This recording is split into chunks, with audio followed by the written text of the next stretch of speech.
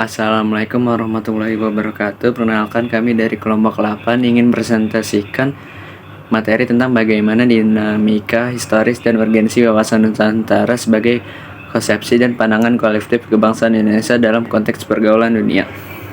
Materi pertama akan dibacakan oleh saya, yang berjudul menelusuri konsep dan urgensi wawasan Nusantara.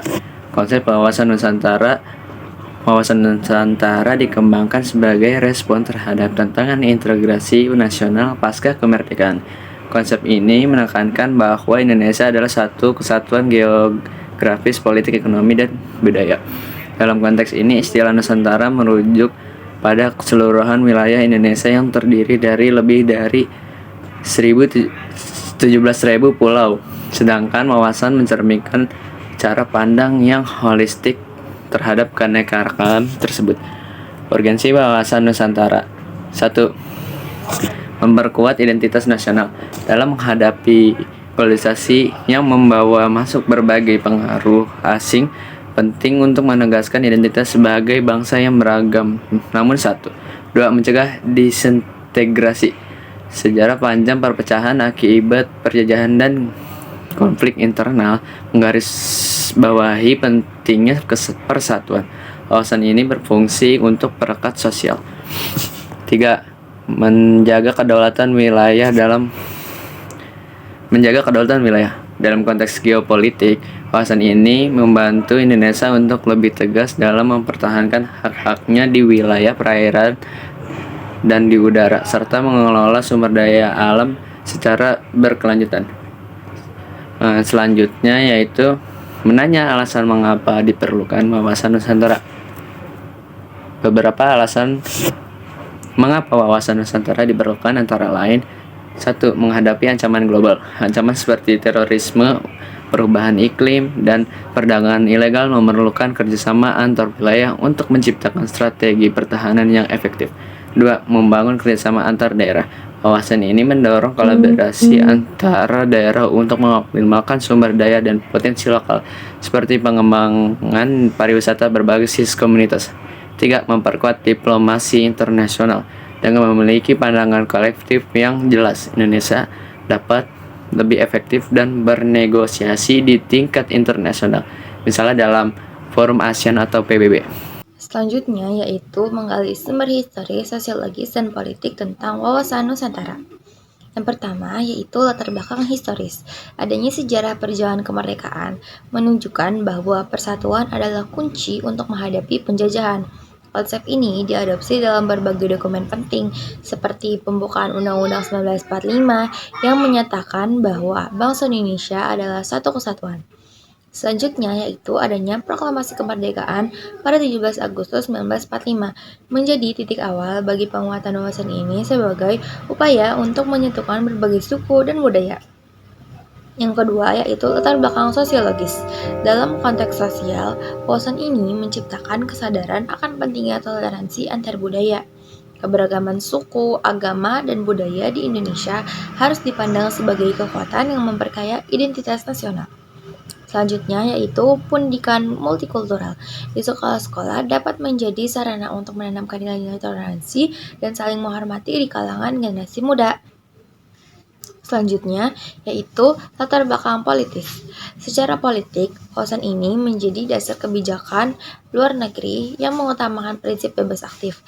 Ini berarti Indonesia berperan aktif dalam menjaga perdamaian dunia sambil tetap mempertahankan kedaulatan.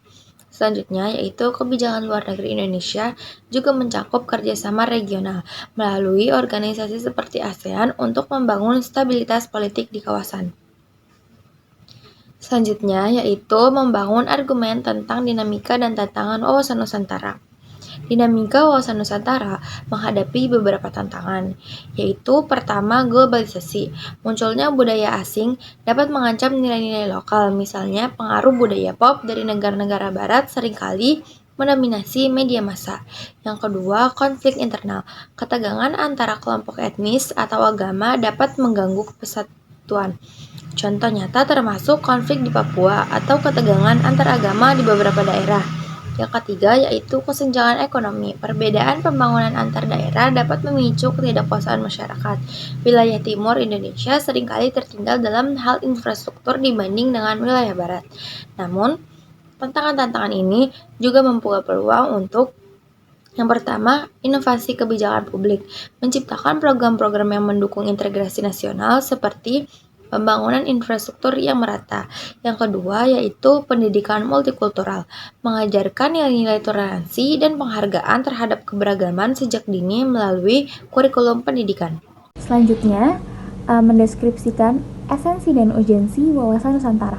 Yang pertama ialah perwujudan Kepulauan Nusantara sebagai satu kesatuan politik, yaitu dengan mengutamakan prinsip bahwa setiap pulau memiliki dan harus berperan dalam struktur politik nasional dan harus dilibatkan dalam pengambilan keputusan melalui desentralisasi kekuasaan. Contohnya seperti pemilihan kepala daerah yang melibatkan partisipasi masyarakat lokal untuk menentukan pemimpin mereka. Yang kedua ialah perwujudan Kepulauan Nusantara sebagai satu kesatuan ekonomi, yaitu dengan cara mengembangkan kerjasama ekonomi antar daerah dengan memanfaatkan potensi masing-masing pulau untuk menciptakan kesejahteraan yang merata.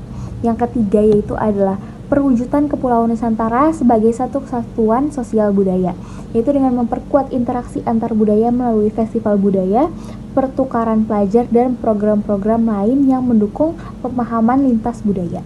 Yang terakhir yaitu ada perwujudan Kepulauan Nusantara sebagai satu kesatuan pertahanan dan keamanan, yaitu dengan menyusun strategi pertahanan yang melibatkan semua wilayah untuk menjaga keamanan nasional dari berbagai ancaman baik dari dalam maupun luar negeri.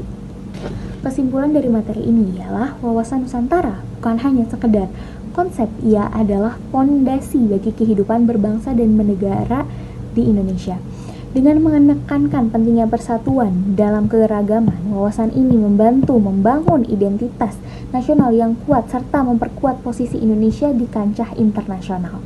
Dalam menghadapi tantangan di zaman modern seperti globalisasi dan konflik internal, penguatan wawasan ini menjadi semakin krusial untuk memastikan bahwa Indonesia tetap utuh sebagai satu kesatuan yang harmonis dan berdaya saing tinggi di dunia global.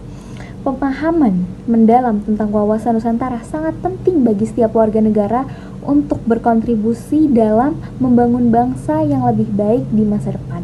Setiap individu memiliki peran dalam menjaga keutuhan bangsa melalui tindakan nyata seperti menghargai perbedaan, aktif berpartisipasi dalam kegiatan sosial budaya, serta mendukung kebijakan pemerintah yang pro integrasi nasional.